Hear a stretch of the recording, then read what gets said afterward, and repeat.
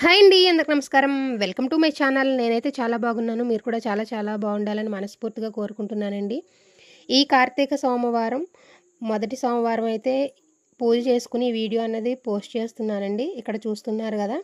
మేము ఇలాగా తొట్టిలా కట్టుకుని దీంట్లో చేపలను వేసి మధ్యలో లక్ష్మీదేవిని అన్నది పెట్టుకుని ఇలా ఫౌంటైన్ లాగా ఏర్పాటు చేసుకున్నాము. మీకు నచ్చినట్లయితే నాకు కామెంట్ సెక్షన్లో కామెంట్ చేసి చెప్పండి.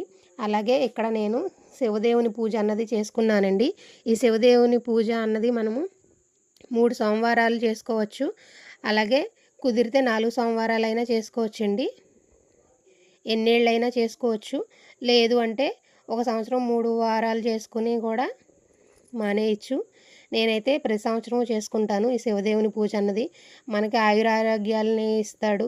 అలాగే అనుకున్నది కూడా జరిగేలాగా చేస్తాడండి. ఈ శివదేవుని పూజ చేసుకోవటం వల్ల ఇక్కడ చూస్తున్నారు కదా!